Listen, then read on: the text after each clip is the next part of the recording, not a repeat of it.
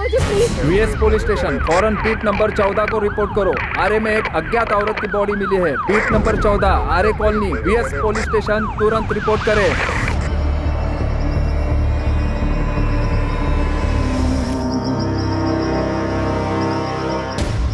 कपड़े, अंगूठी, घड़ी और सैंडल देखकर तो यही लगता किसी अच्छे घर की बॉडी और पत्थर पे खून अभी भी ताज़ा है। मतलब मर्डर हुए ज़्यादा वक्त नहीं हुआ।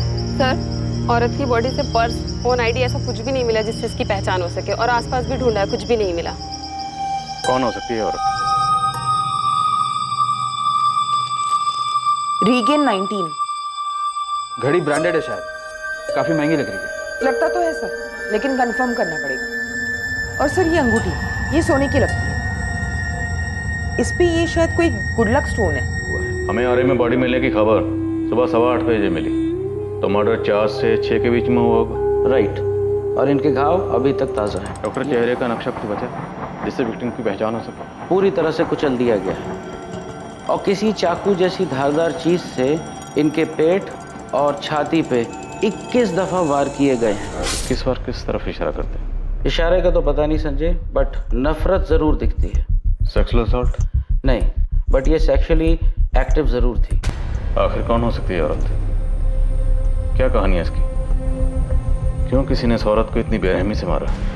एक औरत जिसकी उम्र लगभग 28 से 30, कद 5 फुट 4 इंच, रंग गेहुआ, नीली जीन्स और पीच रंग का टॉप, ब्राउन सैंडल, बाएं हाथ में जेप्सन घड़ी और दाएं हाथ में सोने की अंगूठी पहने गोरेगांव पूर्वा आरे के नजदीक मृत पाई गई है।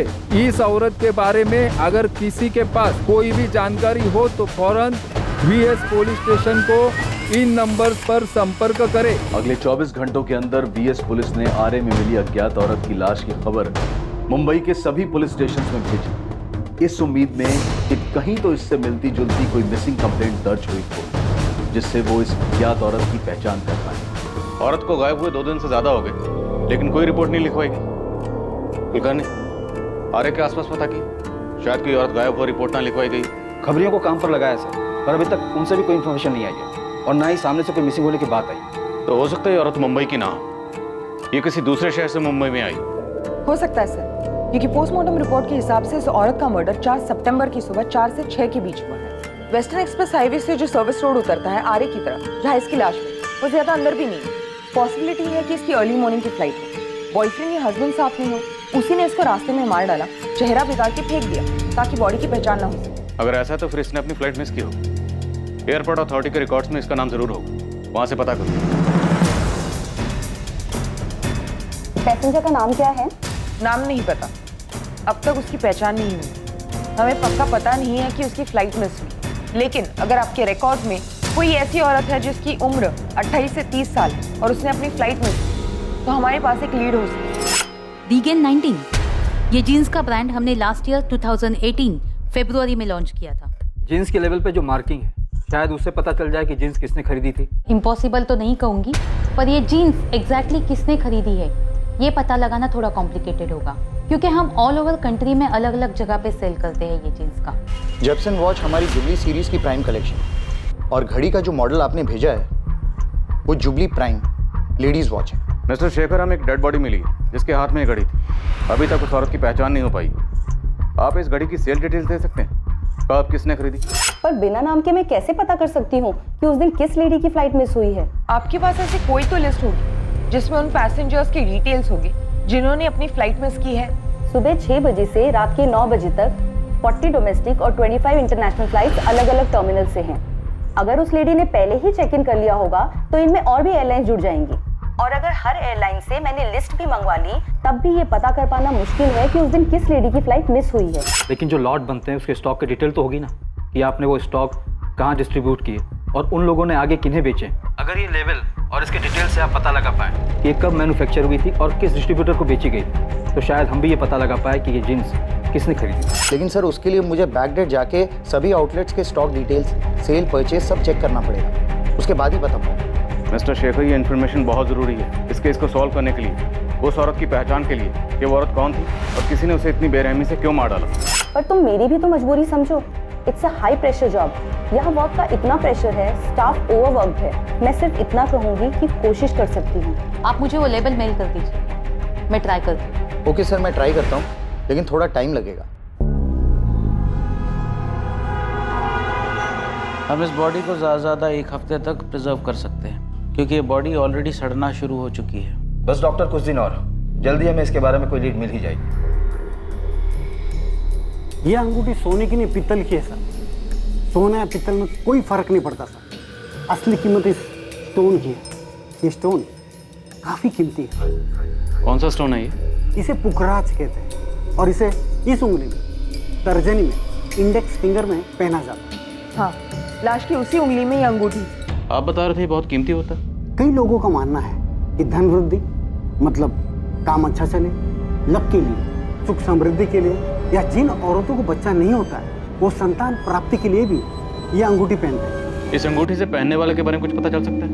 पहनने वाला कौन होगा, कहाँ का रहने वाला होगा? कौन का तो पता नहीं, लेकिन शायद ये उत्तर भारतीय हो सकती है। उत्तर भारत, नॉर्थ इंडिया, वो तो काफी बड़ा है, कई स्टेट्स है उसमें। नॉर्थ इंडिया क्यों? इस स्टोन की कटिंग और डिजाइन उस तरफ के लोग पसंद करते हैं। जैसे कि दक्षिण भारत, महाराष्ट्र में अलग तरह की डिजाइन और कटिंग्स लोग पसंद करते हैं, और इसे देखकर कहा जा सकता है कि ये नॉर्थ इंडियन डिजाइन की है। अंगूठी से और कुछ पता चल सकता है? किस ज्वेलर ने बनाई, कोई कोड वगैरह, खरीदने या बेचने वाले के बारे में कुछ?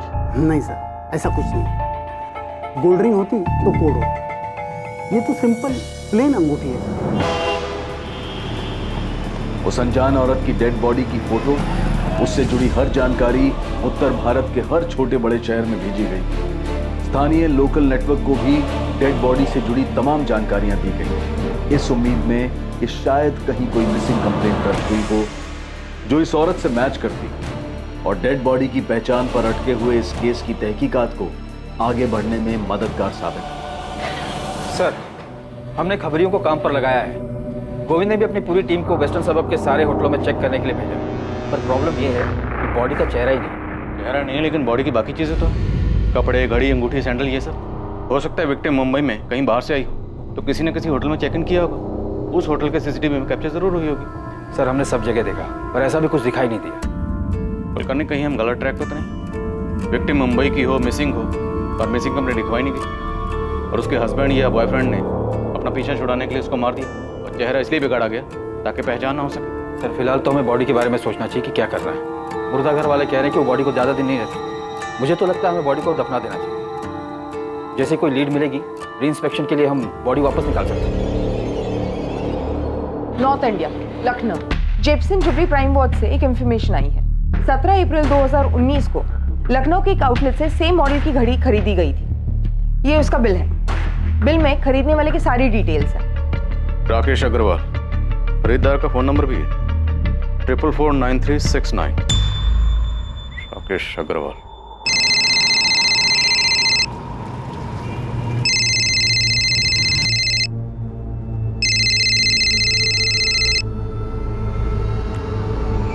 हेलो, राकेश अग्रवाल जी बोल रहा हूँ।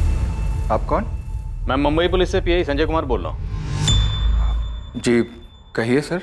राकेश जी, आपने 17 अप्रैल 2019 को एसके मॉल में जेपसन वॉच के आउटलेट से जेपसन जुबली प्राइम वॉच खरीदी थी। हाँ तो आप बता सकते हैं वो घड़ी आपने किसके लिए खरीदी थी? आप ये क्यों पूछ रहे हैं? आखिर बात क्या है? क्योंकि वैसी ही सेम घड़ी हमें मुंबई में एक औरत की डेड बॉडी पे मिली है। उसका मर्डर 4 सितंबर को हुआ। हाँ तो सर मिली होगी, इससे मेरा क्या लेना देना? देखिए सर, वैसे पूरी दुनिया में एकलौती घड़ी तो नहीं बनी होगी ना। हम लखनऊ पुलिस से कांटेक्ट कर चुके हैं, वो बहुत जल्द आपके एड्रेस पर पहुंच रही होगी। ये क्या बकवास है सर? अब वैसी ही घड़ी किसी डेड बॉडी पर मिली है तो इसमें मेरा क्या कसूर है? मतलब उसके लिए आप मुझे परेशान करेंगे? हम सिर्फ ये जानना चाहते हैं कि वो घड़ी आपने किसके लिए खरीदी थी? सर मैंने अपनी वाइफ के लिए खरीदी थी। ये उसका बर्थडे गिफ्ट है। 20 अप्रैल को उसका बर्थडे होता है, तो इसलिए मैंने 17 अप्रैल को खरीदा था। क्या नाम है आपकी वाइफ का, और इस वक्त कहाँ है? प्रिया अग्रवाल। वो किचन में है और मेरा लंच पैक कर रही है।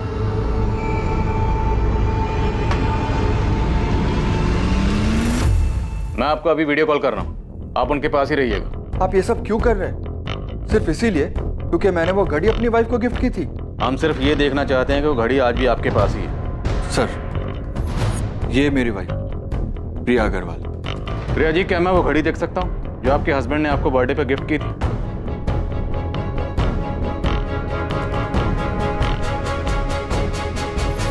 इतना काफी है या और कुछ देखना है आपको, जिससे आपको और तसल्ली हो जाए? पैन कार्ड, आधार कार्ड, राशन कार्ड या और कुछ? सर, लखनऊ पुलिस ने कंफर्म किया है कि वो औरत राकेश अग्रवाल की पत्नी प्रिया अग्रवाल ही है। उन्होंने पड़ोसियों से भी पूछताछ की और डॉक्यूमेंट्स वगैरह भी चेक किए। सर, आपने मुझे जो कोड दिया था उसके मुताबिक हमारे रिकॉर्ड्स में ये घड़ी राकेश अग्रवाल ने ही खरीदी थी लखनऊ में। फिर भी आपको लगता है कोई गलती हो गई है तो मैं फिर से चेक करता हूँ। लेकिन मिस्टर शेखर, मैंने आपको घड़ी का बैच नंबर, बाकी सारी डिटेल्स भेजी हैं। ऐसा कैसे हो सकता है? हो सकता है मैन्युफैक्चरिंग में कोडिंग के समय सीरियल नंबर में कुछ मिक्सअप हो गया हो। आप मुझे थोड़ा समय दीजिए, मैं फिर से चेक करता हूँ। रीगेन 19 जींस की कंपनी की तरफ से अभी तक कोई जवाब नहीं आया। पूछने पर यही कह रहे हैं कि कोशिश कर रहे हैं। सर, एयरलाइन से भी पता चल पाना मुश्किल है। हम हर रोज कॉल कर रहे हैं लेकिन उन पे भी काम का प्रेशर है। ऐसा कैसे हो सकता है? एक औरत गायब है लेकिन उसका पता लगाने वाला कोई भी नहीं। क्या उसकी फैमिली, रिश्तेदार, दोस्त कोई भी नहीं जो ये पता लगाना चाहे कि औरत कहाँ चली गई? शीला, राधिका का फोन अभी भी स्विच ऑफ आ रहा है। पुलिस क्या कह रही है? वो तो कह रही ढूंढ रही है, पर राधिका अचानक ऐसे कहाँ चली गई?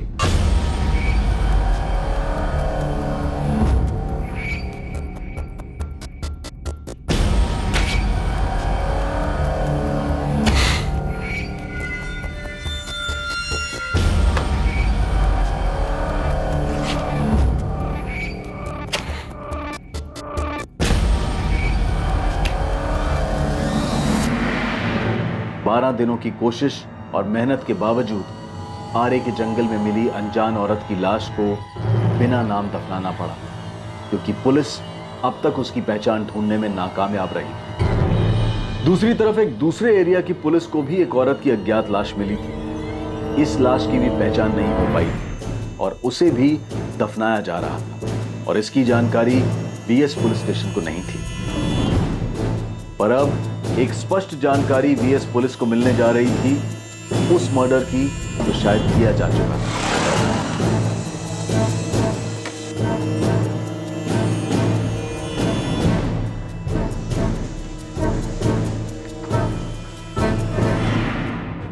आसिफ मोहम्मद नाम है साहब उसका, मलाड वेस्ट में रहता है। उसको उठाइए, आपको सब कुछ मालूम पड़ जाएगा।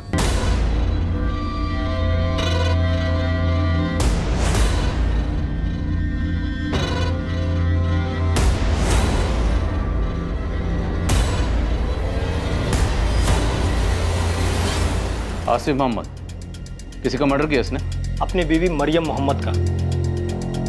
सस्पेंस मत बढ़ा गोविंद, साफ साफ बोल। साहब, इसकी बीवी 3 सितंबर से गायब है। मतलब ये कि वो अपन लोगों को एड़ा बना रहा है। आरे में जो औरत का डेड बॉडी मिला है ना, उसका हुलिया इसी ने चेंज किया ताकि पुलिस को लगे कि ये किसी अच्छे घर की औरत है और पुलिस का ध्यान इस आसिफ पे जा ही नहीं। चल, आसिफ मोहम्मद का एड्रेस है, देखते हैं इतना सही है तेरा टिप।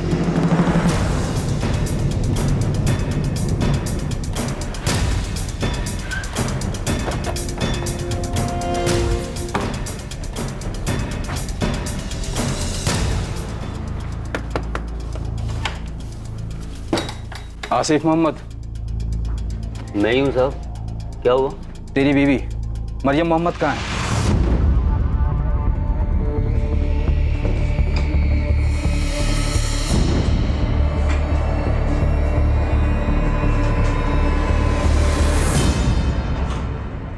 मैंने मरियम को मारा? अपनी बीवी को? क्या बात कर रहे हो साहब? मारा नहीं तो गई कहाँ? पूरा घर छान मारा। तुमने अपने घर से उसकी एक एक चीज गायब कर दी। साहब, आपको किसने बोला ये मरियम है? अच्छा, चल तो बताइए कौन है? अब ये कौन है साहब तो पता नहीं, लेकिन मरियम से मेरी रोज बात होती है। अगर मैं सुबह बात नहीं कर पाता हूँ तो रात को अक्सर जरूर बात हो जाती है। आपको अगर यकीन नहीं हो तो मैं आपकी अभी उससे बात करवा देता हूँ। अच्छा, बात करो। क्या साहब, आपको किसी ने कुछ भी बोला और आप भी ना? लो साहब, घंटी जा रही है, आप खुद ही बात कर लो, आपको यकीन। सलाम वालेकुम, कैसे हैं आप? आप कौन बोल रही हैं? पहले आप बताइए, आप कौन बोल रहे हैं? ये तो मेरे शौहर आसिफ का नंबर है। आपके पास कैसे आया? मैं मुंबई पुलिस से इंस्पेक्टर संजय शर्मा बोल रहा हूँ। इंस्पेक्टर? लेकिन ये तो मेरे शौहर आसिफ का नंबर है। वो ठीक तो है ना? मेरी बात कराइए उनसे। बात करवाएंगे, लेकिन पहले आप ये बताइए कि आपके शौहर का पूरा नाम क्या है? आसिफ मोहम्मद। आखिर बात क्या है बताइए मुझे, और इस तरह डराइए मत। और आपका पूरा नाम क्या है? मरियम मोहम्मद। अल्लाह के वास्ते मेरी उनसे बात कराइए, बड़ी मेहरबानी होगी।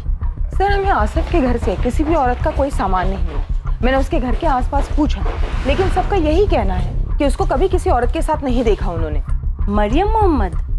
जी हाँ, आसिफ मोहम्मद की पत्नी। पत्नी? और मैडम वो तो यहाँ पे अकेले ही रहता है, उसके साथ कभी कोई औरत को देखा ही नहीं है। उसकी पत्नी तो जोधपुर में रहती है, उसने एक बार बताया था। सर, लगता है इस बार भी घड़ी वाले राकेश अग्रवाल की टिप की तरह ही रॉन्ग नंबर लगा है। लगता है गोविंद का दिमाग खराब हो गया, ब्लाइंड मर्डर में ब्लाइंड टिप दे। खामखा आपने मेरी बीवी को डरा दिया साहब। और आपको किस बेवकूफ ने बोला कि मैंने अपनी बीवी का मर्डर किया? काम क्या करता था? दिहाड़ी मजदूर हूँ, कारपेंटरी करके जैसे तैसे 2 पैसे कमाता हूँ साहब, और उन 2 पैसे में से बचाकर अपने घर भेजता हूँ ताकि मेरी बीवी हमारे बेटे इखलाक को अच्छी तालीम दे सके, अच्छा खाना खिला सके। अरे गोविंद, ये क्या मजाक लगा रखा? हमारे सामने आने से पहले एक बार ठीक से पता तो कर लेता। आपको मेरे से ज्यादा वो आसिफ की बातें भरोसा है? मैं बोल रहा है साहब, मर्डर वही किया है। यदि खबर गलत निकली ना तो नेटवर्क छोड़ के आउट होने को तैयार है मैं। अरे गोविंद, उसकी बीवी मरियम तो जोधपुर में है, हमने बात की उससे। वो अपन लोगों को फिर से घुमा रहा है साहब। उसका इधर एक औरत के साथ सेटिंग है। अपना पंटर लोग उस औरत का एड्रेस ढूंढ लेंगे। नाम और एरिया मालूम है मेरे को, प्रीति नाम है साहब, धंधा करती है उधर मीरा रोड में। किधर तो रहती है साहब, मैं पक्का बोलता है। आप बोलो तो मैं स्टाम्प पेपर पे लिख के देने को तैयार है कि जिस लेडीज का डेड बॉडी आप लोगों को मिला है ना, वो मरियम मोहम्मद ही है साहब। राजेश सर, मैं अभी आपको एड्रेस मैसेज करती हूँ। जोधपुर घंटा घर के आसपास ही कहीं मरियम मोहम्मद का घर है। घर पे जो औरत आपको मिलेगी, हमें उसकी पूरी डिटेल्स चाहिए, सारे document, Aadhaar card, voter card, PAN card, जिससे ये प्रूव हो सके कि वही मरियम मोहम्मद है। ठीक है निर्मला, आप फौरन उसका एड्रेस भेजो, इससे पहले कि वो भागने की कोशिश करे। मैं एक टीम लेकर उसके घर पहुंचता हूँ। आपको जो करना है करो, जो देखना है देखो, लेकिन मुझे बताओ तो सही, आपको कौन गुमराह कर रहा है कि मैंने अपनी बीवी को मारा है? ये गोविंद को क्या हो गया? नशा वशा करने लगा है क्या? वो तो अब भी यही कह रहा है सर कि आसिफ ने अपनी बीवी को मारा और उसकी लाश को ठिकाने लगा दिया। वो तो ये भी कह रहा है कि उसकी एक गर्लफ्रेंड है, प्रीति नाम है उसका, धंधा करती है, और उसी के लिए उसने अपनी वाइफ मरियम को मारा है। ये आसिफ अपनी बीवी मरियम का कत्ल यहाँ करता है मुंबई में, फिर दूसरी मरियम जोधपुर में पैदा कर देता है। करने ये आसिफ इतना शातिर है।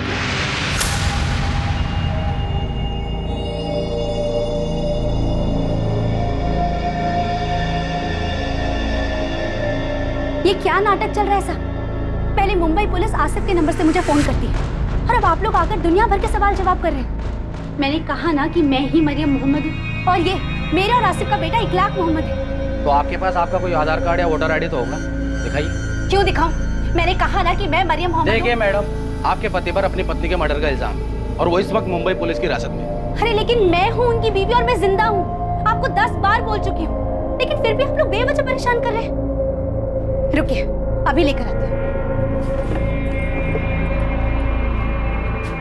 ये लीजिए। इतना काफी है कि और सबूत चाहिए आपको? हमारे निकाह को 7 साल हो गए और 5 साल का हमारा बेटा है, और हम कहीं बाहर से नहीं आए, यही जोधपुर से हैं। चाहिए तो मोहल्ले वालों को जाके पूछ सकते हैं। और हाँ, 4 घर छोड़ के आसिफ के अम्मी और अब्बू रहते हैं। सुबह से परेशान कर दिया आप लोगों ने हमें।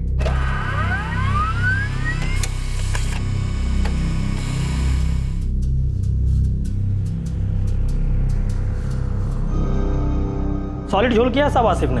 अबे कोई झोल नहीं है, जोधपुर की पुलिस मिली है उसके बीवी से, सारे सबूत मिले कि वो मरियम ही है। यहाँ तक कि उसके माँ बाप से भी बात की उन्होंने। हो ही नहीं सकता साहब, मैं 100% बोलता है झोल किया बोल के। अब मालूम नहीं उसने ये मरियम कब पैदा किया। मैडम, आप आसिफ के घर के आजू बाजू से पूछा क्या? हाँ, सबका यही कहना है कि कभी किसी ने उसको किसी औरत के साथ नहीं देखा। कैसे देखेंगे मैडम, मलाड में तो ये 5 सितंबर से रहने आया है, ये उसका दूसरा घर है। डल्ला है साहब आसिफ, पूरा धंधा काशी मीरा चलाता है। ये उसके मीरा रोड के घर का एड्रेस, जहाँ किसी ने भी इसे 4 सितंबर से नहीं देखा है। यहाँ अपनी बीवी के साथ रहता है। 2-4 और लेडीज लोग भी है जिसको धंधे पे लगाया है। उसी में से प्रीति नाम की एक लड़की है जो उसकी एकदम खास है, और उसी के चक्कर में उसने मरियम का मर्डर किया। ये प्रीति भी उधर काशी मीरा में ही रहती है। ये उसके घर का एड्रेस, और ये पूरा खबर अपना उस्मान लेकर आया। तब उस्मान ने प्रीति पे नजर रखा हुआ था। मैं क्या बोलता है साहब, आप लोग इस प्रीति को उठाइए, और साथ में ना आसिफ के दोस्त राशिद को भी। ड्राइवर है, टैक्सी चलाता है, उसी की गाड़ी में ये लोग बॉडी को ठिकाने लगाने लेके गए थे।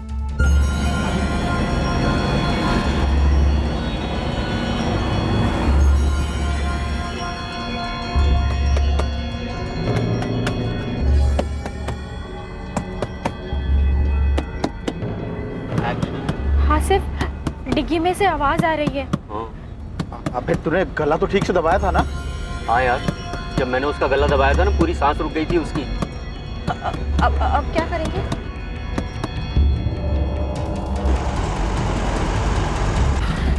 राशिद तू एक काम कर, गाड़ी ना यहाँ से अंदर दबा ले, झाड़ी के अंदर ले ले। आगे पुलिस की चेकिंग मिल गई ना तो खाम में प्रॉब्लम हो जाएगी यार।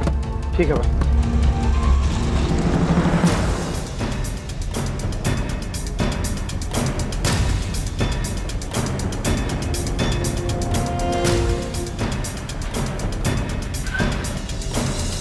साहब ये है, ये राशिद का घर।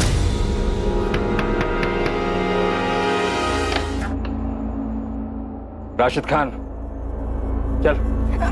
मैडम छोड़िए, मैडम कहाँ लेके जा रही मेरे को? आसिफ मोहम्मद से मिल पाए, इंतजार करें। अरे साहब मुझे कहाँ लेके जा रहे हो? साहब मेरी बात टैक्सी टो करवा के पुलिस स्टेशन चल। साहब मेरी बात तो सुनो, साहब मेरे किए क्या? हाँ साहब, यही आसिफ मोहम्मद का घर था, यही रहता था वो। और साहब सबको मालूम है वो क्या काम करता था। सिर्फ वही नहीं, उसकी बीवी भी इस धंधे में उसके साथ थी। बहुत नकचड़ी औरत थी साहब, एक बार हमारी जिग भी हो गई थी उसके साथ। ये क्या बकवास कर रहे हो तुम लोग? हाँ, मैंने कभी तुम लोगों को धंधा करने के लिए बोला है? नहीं ना। ये शरीफों की रहने की जगह है। तू ना अपने गंदे धंधे अपने पति के साथ कहीं और जाके कर। पूरे मोहल्ले को गंदा कर रखा है तूने और तेरे पति ने। मुझे तो यहाँ कोई दिक्कत नहीं है, दिक्कत तो तुम लोगों को है। और बहुत ज्यादा गंदगी भी लगती है तो तुम लोग जाओ, मैं क्यों जाऊँ? हाँ, मैं तुम्हारे यहाँ झांकने के लिए आती हूँ, नहीं ना? ये उसकी बीवी है मरियम मोहम्मद। नहीं तो ये उसकी बीवी नहीं है। नाम मरियम था कि क्या था क्या मालूम, ये तो झूठ भी बोल सकती है। यहाँ तो सब लोग उसको सबीना बुलाते थे। निकलो यहाँ से, फुरा। तो देख, क्या औरत है ये।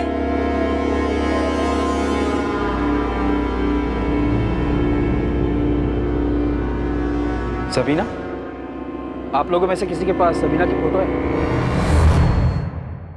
सब बात तो सुनो साहब, सब बात तो सुनो।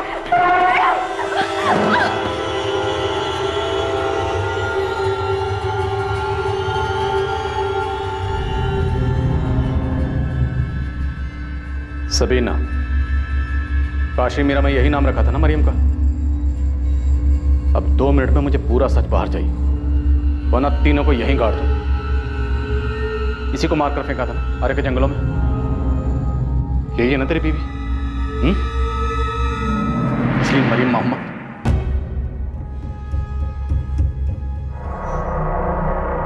हाँ साहब, हमने यहीं से मारा है, लेकिन ये मरियम नहीं है, सबीना है। मरियम तो मेरी पहली बीवी का नाम है, जोधपुर में रहती है। आपकी बात कराई थी ना मैंने फ़ोन पे। सबीना कौन है?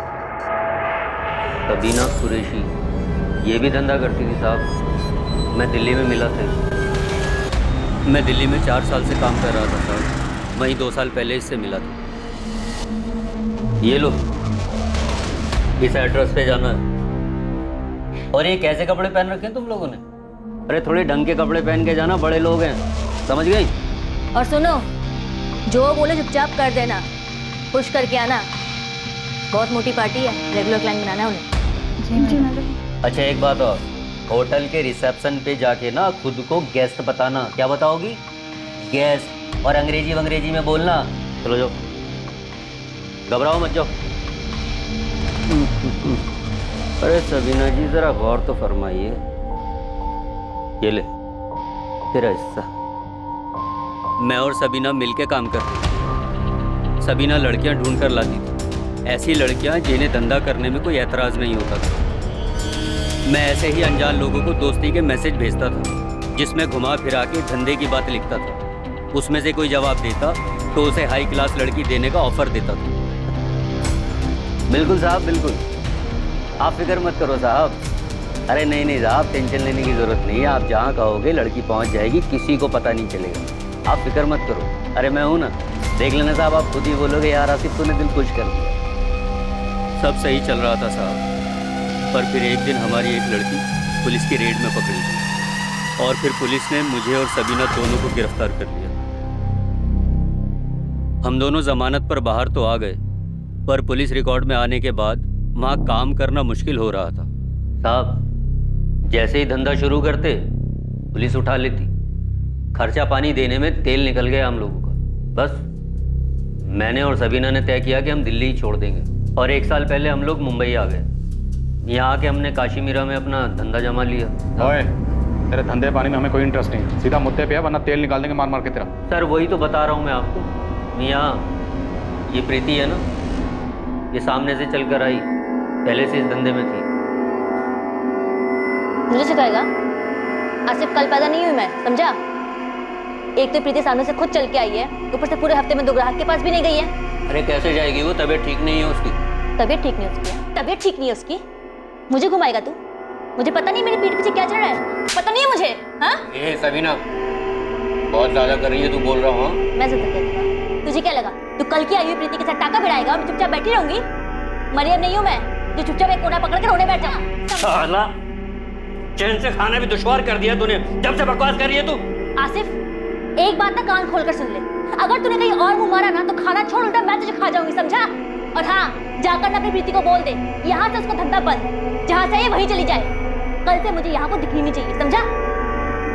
ऐसे आंखें फाड़ फाड़ के क्या देख रहे हैं? जितना बोला उतना कर, चल निकल यहाँ से।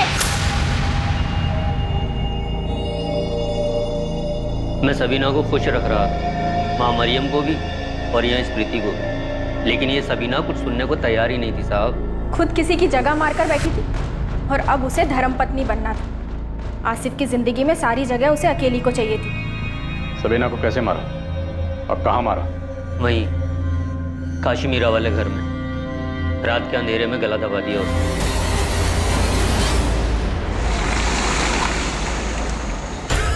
राशिद और प्रीति को सब प्लान पता था। ये दोनों राशिद की टैक्सी लेकर रात को मेरे घर आए और हम सबीना की बॉडी को ठिकाने लगाने निकले। उसकी सांस बंद हो चुकी थी तो मुझे लगा वो मर गई, पर वो मरी नहीं थी।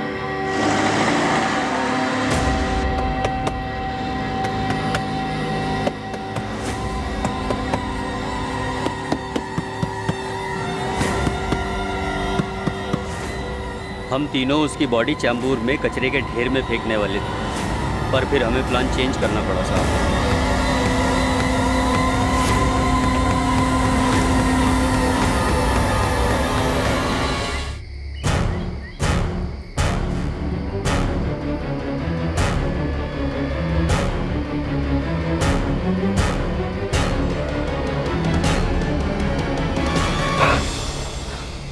आसिफ, इसका चेहरा बिगाड़ देते हैं, कोई पहचान नहीं पाएगा। वैसे भी इसके आगे पीछे कोई नहीं था, किसी को भी नहीं पता चलेगा कौन थी। साली को जाने दो बिना पहचान के।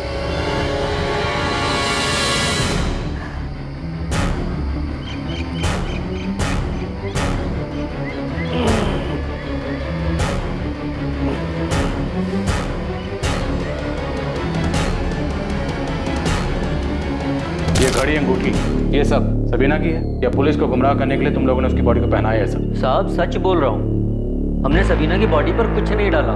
मतलब ये घड़ी और अंगूठी सबीना की है? नहीं साहब। तो ये सब बॉडी पे कहाँ से आए? ये कपड़े, ये जीन्स टॉप सबीना के हैं ना? नहीं, ये कपड़े उसके नहीं है। मतलब पहले तुम लोगों ने सबीना का कत्ल किया, उसके बाद उसकी बॉडी को ये सब पहना है? साहब हमने ना कोई कपड़े बदले हैं, ना कोई अंगूठी पहनाई है, ना हमने कोई जींस पहनाई है। हमने बस पत्थर उठाया और उसका चेहरा बिगाड़ा है ताकि कोई उसकी लाश को पहचान ना सके साहब। राशिद, प्रीति, आसिफ, तुम लोग दिमाग खराब मत। ध्यान से देख, इसकी बॉडी पे ये सबीना की बॉडी है, इसकी बॉडी पे ये नहीं साहब, ये सबीना की लाश नहीं है। ये मत सोचना कि बॉडी के कपड़े बदल दिए तो तुम दोनों मर्डर के चार्ज से बच जाओगे। सबीना का कोई रिश्तेदार है? पता नहीं, 2 साल पहले दिल्ली में मिली थी, तब तो बोल रही थी कि मेरा दुनिया में कोई नहीं है साहब। ओए, ज्यादा नाटक मत कर, ये बॉडी सबीना की है ना? जब मैंने आपको बता दिया कि मैंने इसे मारा है तो भला मैं अब क्यों झूठ बोलूंगा कि लाश सबीना की नहीं है? आसिफ सच बोल रहा है साहब, सबीना ने लाल सलवार और हरा कुर्ता पहना था और हमने तो उसके बॉडी से अंगूठी, चेन सब कुछ निकाल लिया था। ऐसा कुछ भी नहीं छोड़ा जिससे उसकी पहचान हो सकती थी। साहब ये आसिफ एक नंबर का झोलर आदमी है। यहाँ एक औरत को अपनी बीवी बताता है और पकड़ा जाता है तो पता चलता है बीवी तो जोधपुर में है। बहुत चालाक आदमी है सभी। उसे अच्छी तरह से पता है कि अगर उसने कबूल नहीं किया तो हमें ये साबित करने में मुश्किल होगा कि ये सबीना की बॉडी है, इसलिए उसने सारी प्लानिंग पहले से की थी। सबीना के बॉडी के कपड़े, जूते, ज्वेलरी सब कुछ बदल दिया गया ताकि अगर कभी पकड़े भी गए और जुर्म कबूल भी करना पड़ा तो बॉडी पहचानने से मना कर दे।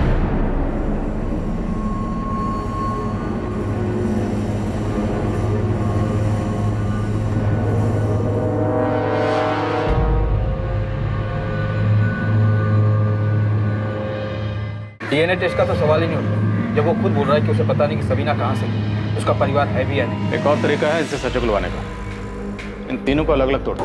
निर्मला, तुम प्रीति को देखो, मैं और कुलकर्णी राशिद और आसिफ को संभालते हैं। एक टीम आसिफ और राशिद को लेकर उस स्पॉट के लिए निकली जहां उन्होंने सबीना की लाश को फेंका था। दूसरी टीम क्राइम स्पॉट का पता लगाने के लिए प्रीति को लेकर अलग से निकली।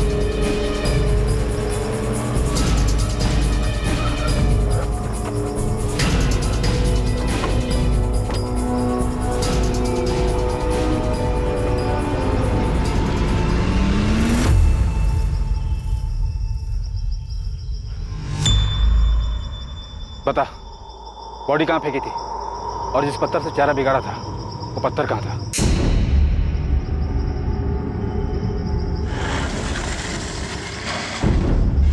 तुमने बॉडी यही फेंकी थी? हाँ मैडम, वो जो पेड़ है ना वो साइड में, पत्थर उसी के पास पड़ा था।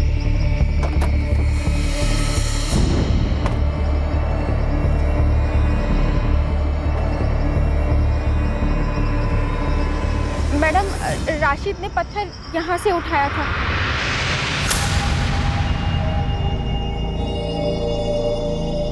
और सबीना की लाश यहाँ पड़ी। पक्का तुमने बॉडी यही फेंकी थी? हाँ मैडम। बता जल्दी, कहाँ फेंकी थी? साहब, हमने सबीना की लाश को यहाँ नहीं फेंका था साहब। यहाँ नहीं फेंका था तो कहाँ फेंका था? साहब, ये जगह तो गोरेगांव हाईवे से 2 मिनट की दूरी पर है। हम लोग तो आरे के उस पार पवई तक निकल गए थे और वहाँ सबीना को होश आ गया था तो हम लोगों ने गाड़ी अंदर की तरफ ले ली थी। सर, मुझे लगता है ये लोग सच बोल रहे हैं, क्योंकि प्रीति हमें जिस जगह लाई है ये भी आरे का एक हिस्सा है, लेकिन ये उसका दूसरा छोर है, पवई साइड की तरफ। ओके निर्मला, तुम वही रुको, हम लोग भी यहाँ से निकल रहे हैं। आसिफ और राशिद भी यही कह रहे हैं कि उन्होंने सबीना की बॉडी यहाँ नहीं फेंकी थी। चलो, जहाँ बोल रहे हो वहाँ चलो, देखते हैं क्या बताते हो तुम लोग। कहाँ फेंकी थी बॉडी तुम लोगों ने?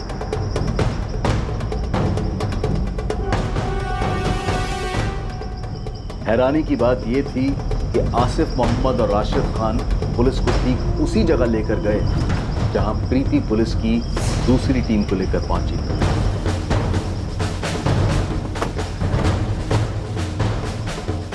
आइए साहब। साहब, हमने सबीना की लाश को उस पेड़ के पास फेंका था और पत्थर भी वहीं था साहब। सर, प्रीति ने भी बिल्कुल यही कहा था कि लाश यही फेंकी थी और पत्थर भी यही था। ये एरिया तो हमारे अंडर में आता भी नहीं, ये तो सीआर मार्ग पुलिस स्टेशन के अंडर में आता है। और दूसरी तरफ आसिफ कह रहा है कि उसने अपनी बीवी सबीना को 3 सितंबर की रात को गला दबाकर मारा। हमें बॉडी 4 सितंबर को मिली और पोस्टमार्टम रिपोर्ट के हिसाब से मर्डर 4 सितंबर की सुबह 6 बजे के आसपास हुई। तो फिर इस हिसाब से जो बॉडी हमें मिली वो सबीना की नहीं हो सकती, फिर किसकी बॉडी है? हमें सीआर मार्ग पुलिस स्टेशन से पता करना चाहिए कि क्या 3 सितंबर की सुबह उन्हें यहाँ से कोई बॉडी मिली थी या नहीं। हाँ, आप बिल्कुल ठीक कह रहे हैं। 3 सितंबर की सुबह उस जगह हमें एक औरत की बॉडी मिली थी जिसका चेहरा बहुत बुरी तरीके से कुचल दिया गया। 3 सितंबर की सुबह बॉडी मिली थी? हाँ, पोस्टमार्टम की रिपोर्ट से भी यही पता चला। 2 सितंबर की रात को गला घोंटकर उसका मर्डर किया गया। आसिफ, तुम कह रहे हो कि तुमने सबीना का मर्डर 3 सितंबर के रात को किया, सही है? मैडम, तारीख तो याद नहीं है, लेकिन मर्डर मैंने रात को ही किया था। आपको जो बॉडी मिली थी उस औरत ने लाल सलवार और हरा कुर्ता पहना था। हाँ, वही था। और अभी 4 दिन पहले ही हमने उसकी बॉडी को दफनाया, लेकिन अभी तक हमें उसकी कोई पहचान नहीं हो पाई। आपको इस केस के बारे में कोई लीड मिला है क्या? हाँ, शायद।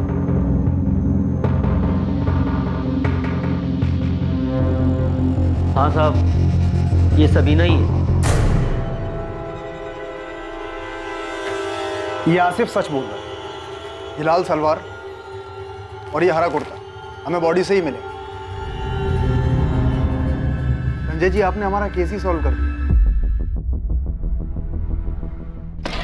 गोविंद, तेरी टिप ने श्रीकांत का केस तो सॉल्व कर दिया, लेकिन हमारा केस अभी वहीं अटका हुआ। सवाल अभी यही है कि औरत कौन थी, उसे किसने मारा और क्यों मारा।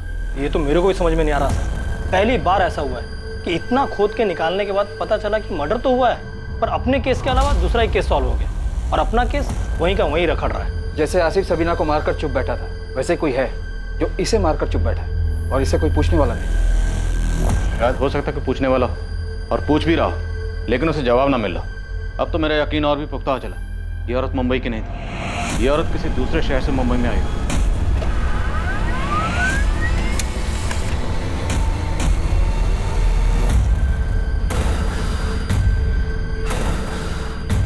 शीला, राधिका का फोन अभी भी स्विच ऑफ आ रहा है। पुलिस क्या कह रही है?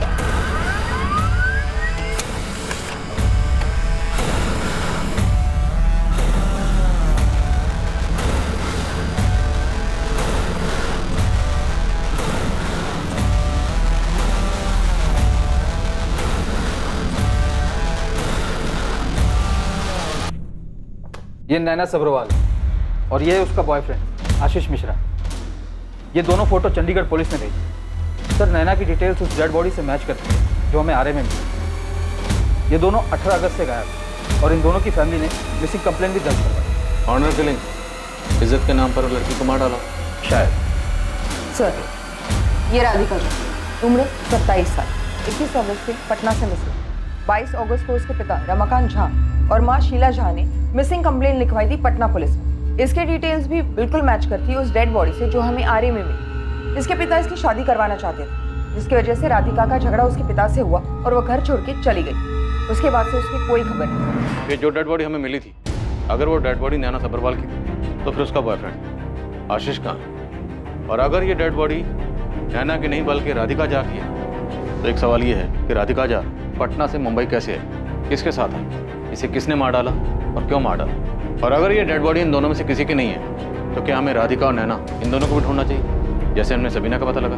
जो भी हो, अब हम इस केस में इतना आगे आकर रुक तो नहीं सकते। अब हमें विक्टिम का पता लगाना ही होगा, फिर चाहे विक्टिम कोई भी हो। सर, मुझे लगता है इस आसिफ को और तोड़ना है। जैसे 3 सितंबर की रात को इसने सबीना को मार के फेंका था, शायद इन्हीं लोगों ने 4 सितंबर की सुबह किसी और को मार के फेंक दिया होगा।